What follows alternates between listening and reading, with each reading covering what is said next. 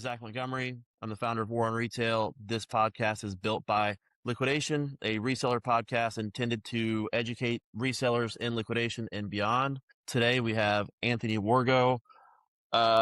Give us your business name, how long you've been in the business, Anthony, and just a brief history of kind of what you do inside of liquidation. Yeah, sure. My company is Second Wave Wholesale and Liquidation. I've been in the space for just under 4 years now. Started off with one of the major contract holders for Walmart originally. Basically when I was there, it was selling truckloads of returns, GM, all that good stuff, JC Penney, Bass Pro Shop. And then also my forte when I was there was selling refurbished products, mainly computers, selling about $3.5 million of computers worldwide every month while I was there. Wow. And now I've transitioned. I started my own company back in October and just mainly broker in truckloads and other deals, and just trying to educate customers on a lot of things that are going on in the market, and trying to help people be successful because it's always evolving and changing. So now it's really trying to set people up for success. And it's a tough industry, to be completely honest. Yeah. No, one thing we've been kind of promoting lately is, we want customers to deal with educators and not necessarily just brokers. The typical broker, if you ask a question about a truck, or at least the quality of the truck, their go-to is, it's been great, no complaints yet. And, then you're the customer, you get the truck and you get the one truck that has the complaint. So I push Yeah. people, if your broker's not educating you on the product, asking questions like, hey, where do you sell before we sell you this product? Does the product actually work for the outlet you're trying to sell in? It might be time to find someone else. No, I He's a agree good with you broker. wholeheartedly on that. I can't even tell you how many deals from being honest, Yeah. where there's a lot of people out there that'll sell you a truckload to make $500 and not care about the ramifications of selling you that load, knowing damn well that the load is not going to work for you and is going to be detrimental to your business. I mean, this has been off 100% off topic from what I was initially trying to get to, but I've loved it. This is what I think a lot of people need to hear. And so it's been super insightful. The reason for our meeting today is to talk about mystery boxes. So we've staying on the brokered side of things. Before we get into anything super interesting about mystery boxes, at least. Uh, are you selling raw mystery box trucks at the moment? If you are, what kind of volume you see in, and what's the overall customer feedback?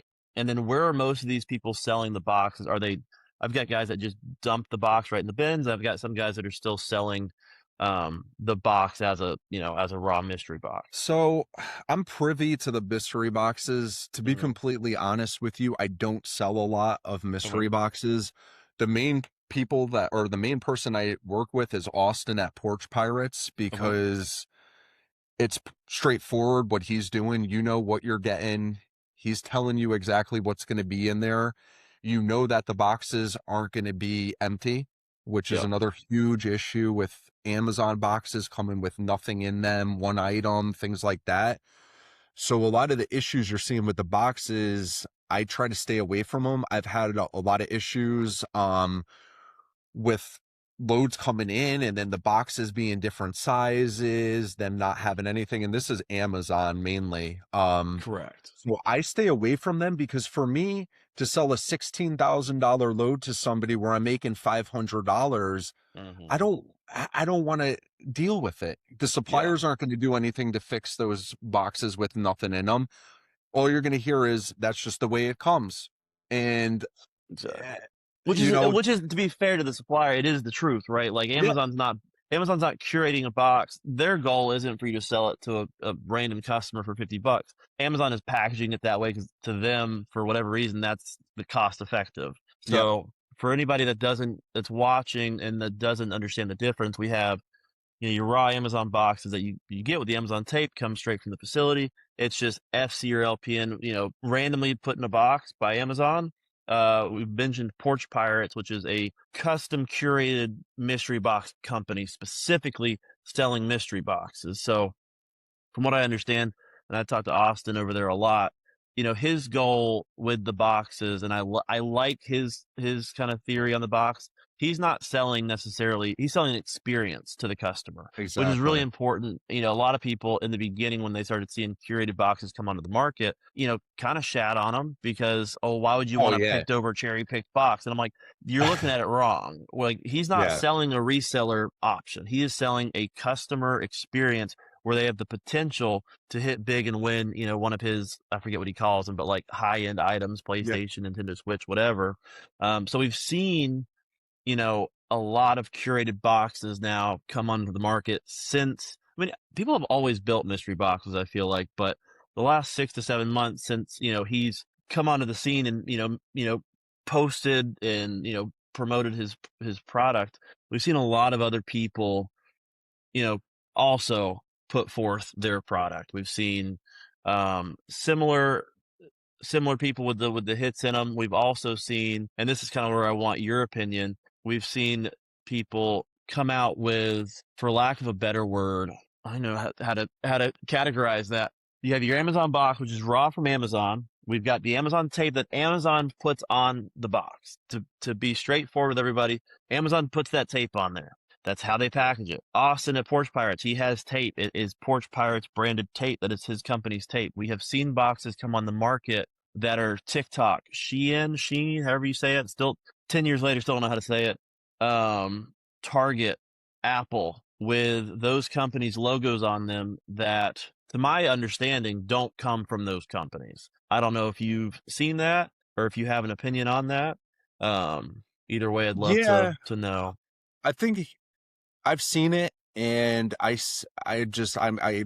baffled that those products are being put onto the market with them not being authentic from those suppliers. Yeah. So they're being built, and people are taking, I've heard people getting these Target boxes without even Target product in it.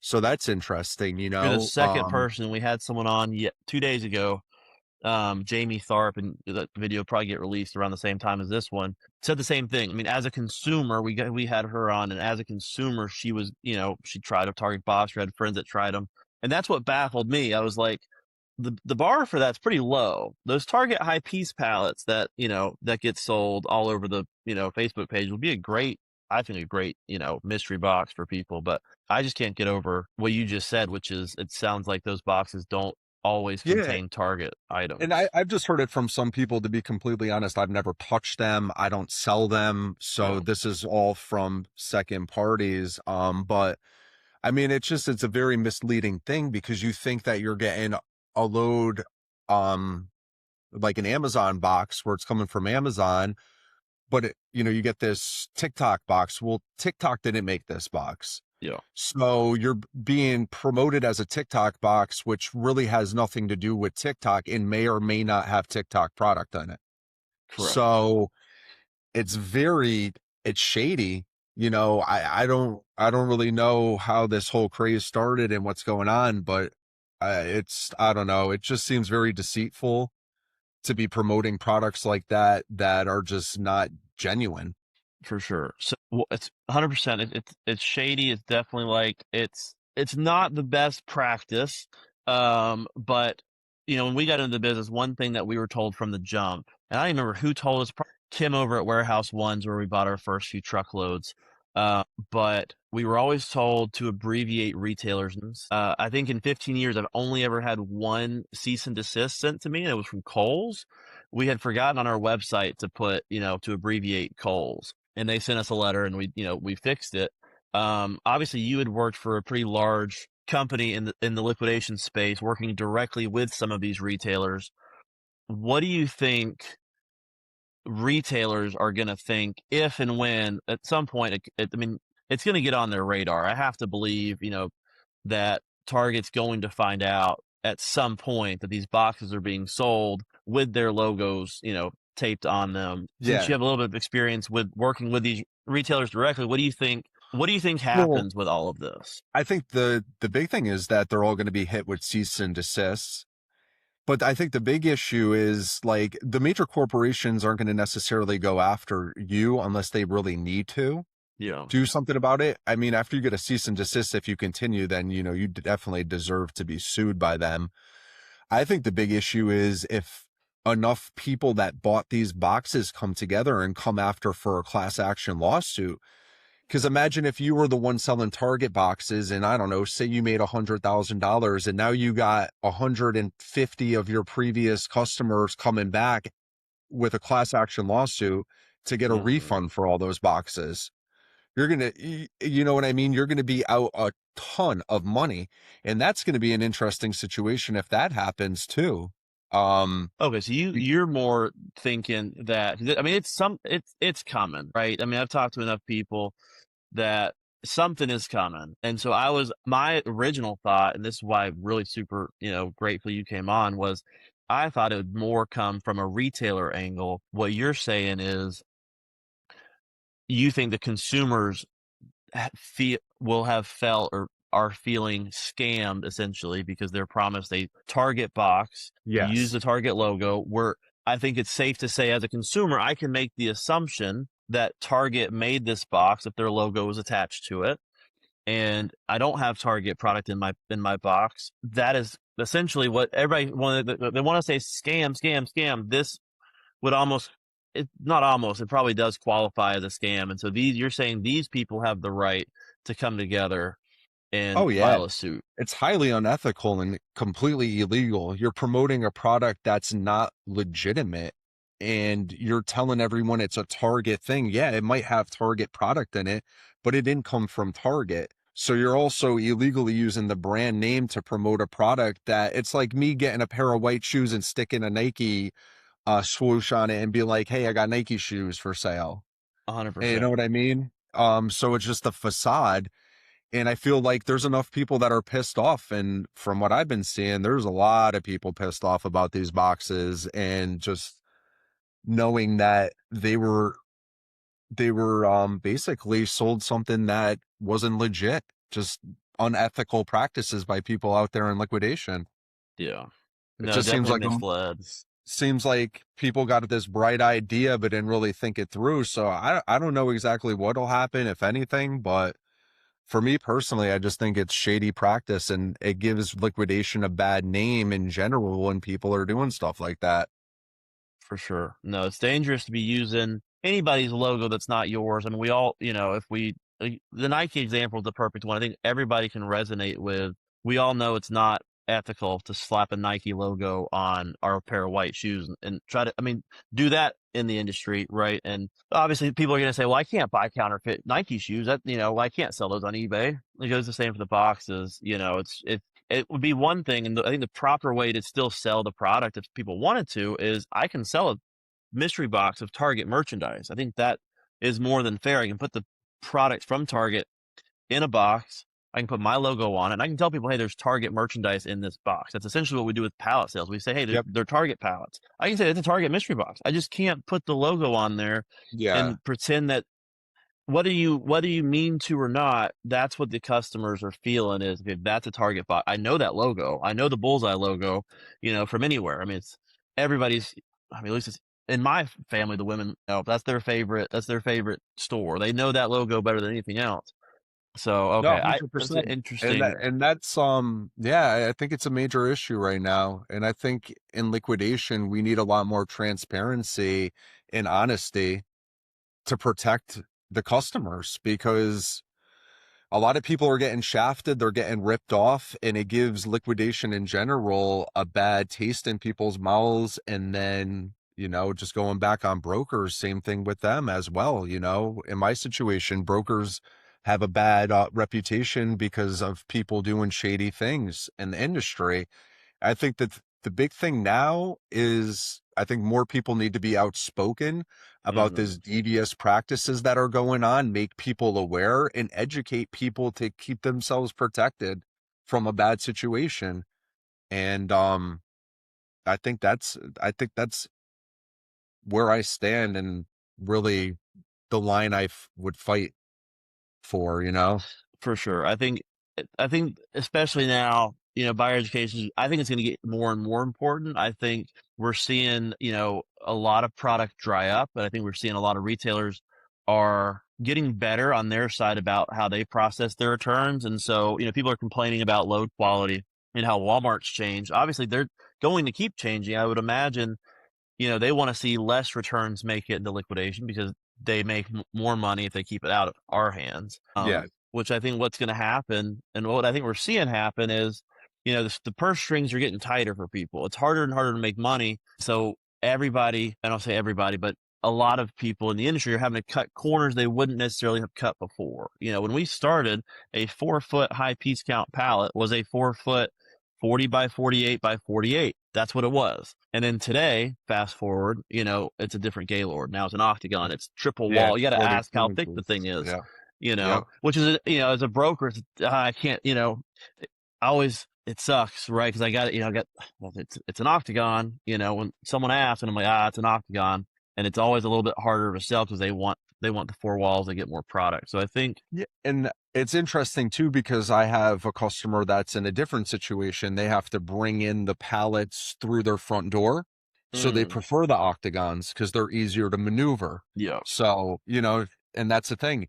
I wouldn't have known that if I didn't ask them the questions It and is found out to give them. if you So, weren't willing to say up front, hey, these are octagons, because a lot of guys, you hate to say it because like we all know, right? Like the octagon holds less product, and so it's always, to me, whenever we got offered a program that was octagons, I was always like, it's gonna be harder for me to sell these people because that is the first question that gets asked, and a lot of guys do want the squares because it's more product. But that's a great point.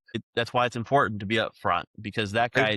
needed the octagons for his space. And then another thing too, the other side of that sword is, okay, you're going to get the octagons, but the octagons are cheaper. So if you have a customer that is at a certain price point and can't afford a full load of 4-footers, Yep. well, then the 42-inch Gaylords might be a better option because it'll fit their price range too. Correct. Instead of going for the 4-footers, which may be $150, $175 more a Gaylord. Yeah, we can find some stuff that's more affordable. No, I mean, I think the theme, as much as it's supposed to be about mystery boxes, the theme is buyer education because it's listening to what your buyer wants and finding what they need versus what you have readily at hand.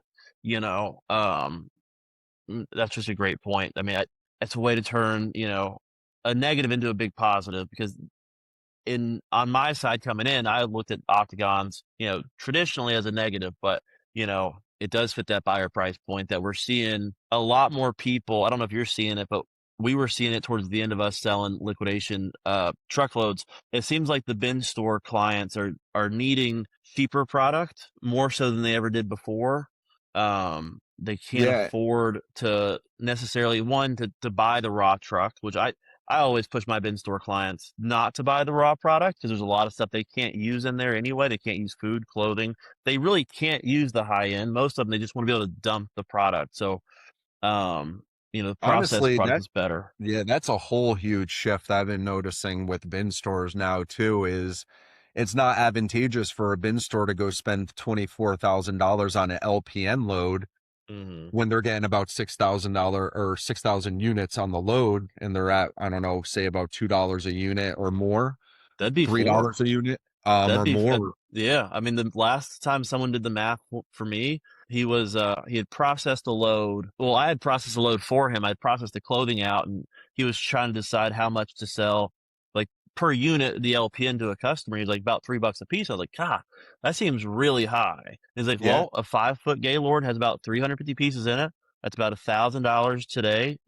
Market price. That's about $3 a unit that these people are paying for LPN product, and yeah, this is a whole nother conversation about like bin stores and, are they actually super profitable? And, there's a lot of debate, I Yeah. think, on how profitable these stores are. So the change I've seen is now that those high-end LPN loads, depending on what kind of bin store it is, Mm-hmm. a lot of bin stores don't have the capacity to bring in those loads because the price that they're investing in it doesn't work unless they're able to bring in cheaper loads to blend in it. What I've been Correct. seeing a lot more is that auction houses are bringing in the LPN loads. They're processing off all the higher value stuff. And then you're getting those LPN loads that have everything processed off over $60, Yeah, which I'm seeing a lot more bin stores taking those in. And then they're going out and finding 4 or 5 pallets of higher end stuff that they could blend into it, which tends to be a better business model now if you don't have the capacity to bring in 2 truckloads at a time to blend together. for sure. No, I think that's a fair point. When we first started selling bin store trucks, I always told my customers, like, if you can sell FC in your bin store, you can keep your customers content with buying that like lower value product, you'd be way better off. A lot of guys, jump in, they want the iPads and the laptops, and they want all that. I understand, like, the thrill of having those items in there, and it's good to have some of that, but at the end of the day, you're running a business, you need to worry about your bottom line. And a lot of Yeah. these, it's a lot of people are just concerned about how they look online, and they want to be the biggest and the best, and sometimes biggest and best isn't necessarily the best, and a lot of times stay small, watch your margins, um, and just make money. You don't have to be flashy. You don't, like, the guys that are making the most money typically aren't the flashiest guys. Um, The people making the most money are the ones that are quiet, and you don't hear much from them 100%. because, like you said, the louder you are, the more I question how How strong your successful? Yeah, statements you're are. actually, yeah, 100%. Because if you got Well, to boast about something, it's like, man, you either got a disorder or, like you're trying to compensate for something. 100%. Yeah. No, the loudest guys, there's usually something going on down there, or not down there, but there's usually something going on when you got to be loud, and or you just have to be the best. There's a lot of, you don't have to be the best. There's no one the best in this industry. Like, we're all, at the end of the day, I tell people, like, you can be the best if you want, but we're all selling shit. At the end of the day, we are selling crap. I mean, it's quality crap. Don't get me wrong. I sell some beautiful quality merchandise, but it's all crap. At the end of the day, it all goes to the landfill, or we're saving it today from making it. We're delaying, the inevitable uh, route to the landfill. But we're all here selling. We're all selling crap, and there's no one selling crap better than you or better than me. We're all selling the same stuff. There's no need. There's no need to be the best, and be loud about it. No, I mean, just be humble. Be humble, Be make your humble is a good money, word. enjoy life. You got one life to live. So go out there, enjoy it, whatever it is that makes you happy. Yep. And just try to be Be honest. humble, and my suggestion to people is, don't upgrade your lifestyle when you're on an uptick in this business, Oh, because that 100% uptick doesn't it doesn't last. I doesn't told last. people when the bin store craze hit, right after COVID, and everybody was just, prices were cheap, or right, I guess before COVID, prices were cheap. Money was flowing.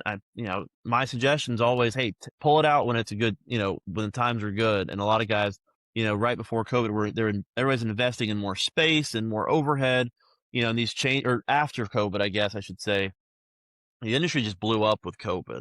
And I think guys that got in right in the COVID era were used to this, like, you could sell anything. Like, Yeah. didn't matter how crappy the load was, there was a buyer for it. I mean, if it was under $5,000, I mean, it was out the door. I couldn't keep it. I think a lot of guys were expecting that, like, that COVID, trajectory to stay, and we're seeing it, plateau and even dip a little bit, I think, right now. And a lot of guys are hurting because they've invested all this capital and overhead, and bigger spaces, and more employees, and And I think part of that too is the retailers got smart. hmm Back when COVID was happening, there was no control of what was going out. They were putting PlayStations, Xboxes, TV, this, yep. that. You were getting the cream of the crop when it was going out. And then they went back and they saw what was happening in Yep. liquidation, and they're like, that's interesting. Why are we selling this PlayStation for $5 when we could bring it in, refurbish it, and sell it for 75% Yep. of retail? And that was the major shift that happened with the great success of liquidation. It brought the eyes of all the retailers on hmm liquidation, and they're like, oh, interesting. And now you see it. I saw your post about Kohl's, or what was it, Staples, Kohl's or Coles and Staples that Staples. brought it? Yeah, and they're doing the bin stores. And I think that's a major concern we got to be thinking about in the future is, okay, what if Target does decide to do mystery boxes? What It if wouldn't Target, be that. I asked someone, that's big in Amazon. I said, what's stopping Amazon from putting a little tab on their website that says mystery box and selling it for $49.99 and yep, just, I mean, it would be over. It would be over overnight if that yep, happened. And I mean, not to say it will happen, not to say that's the route that Amazon wants to take, but these retailers are seeing that liquidation is an issue for them right now. Like they're really taking note. I feel like we can see Home Depot made a big change where they really changed their return policy on gas tools. If there's any gas in it, they won't take it back. We're seeing these people tighten up on the returns. I think it's going to continue to get worse. And I think people in the industry need to start, you have to adapt and you have to go ahead and plan for the future because the future's coming. Whether it's 2 years, 5 years, 10, it is coming. I don't know what it looks like, but I do know that it looks like less product on our side for sure. no, 100%. And that's the thing, always evolving, finding the new niches, finding what's working and trying to stay on top of that curve. And then also having the foresight to see where that market's going to be shifting. So you could also shift with it and not be left behind and then miss that opportunity when it comes. 100%.